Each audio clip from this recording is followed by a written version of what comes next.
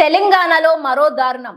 నేరం రుజువు కాకుండానే కొడుకు ముందే బట్టలు విప్పించి మహిళపై 3rd డిగ్రీ దొంగతనం చేసిందని ఓ మహిళను అదుపులోకి తీసుకున్నారు.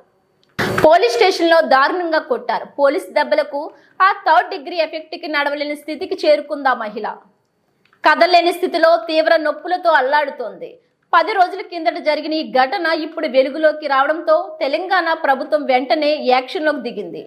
బంగారం దొంగతనం జరిగిందని అనుమానితులను అదుపులోకి తీసుకున్న పోలీసులు ఓ మహిళను కొట్టి చిత్రహింసలకు గురి చేశారు.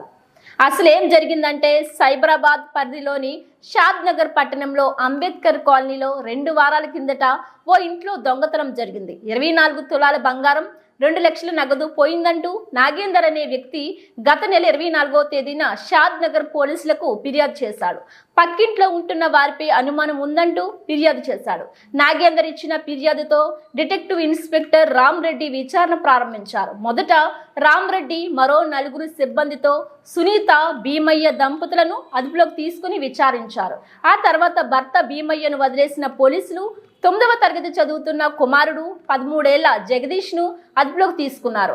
తల్లి కొడుకులను ఇద్దరిని ఒక దగ్గరే ఉంచి వివరాలు సేకరించారు.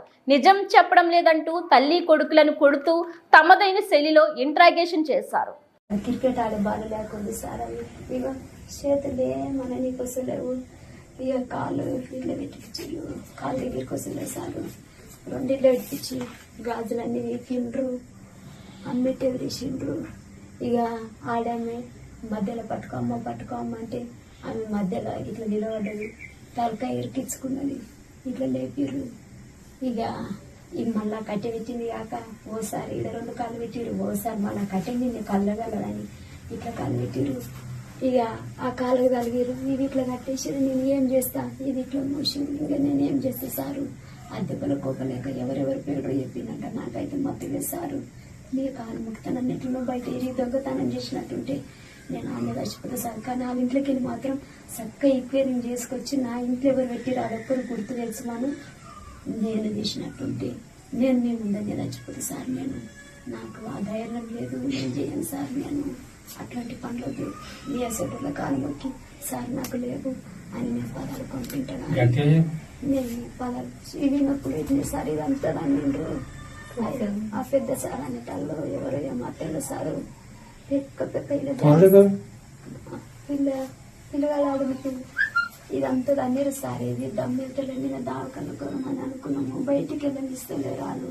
పెట్రోల్ షూ అంటే వస్తాం, బిడ్డ నువ్వు ఎట్లా బయటికి వెళ్తావు, నీ మగని నిన్ను, నీ బిడ్డని, నీ కొడుకును పెట్రోల్ మోసి అంటే పెడతాం, నువ్వు ఎట్లా బయటికి వెళ్తావో చూస్తానే, మా బంగారం మాకు ఇచ్చి అని అంటే నేను ఏం చేద్దు సార్. నేను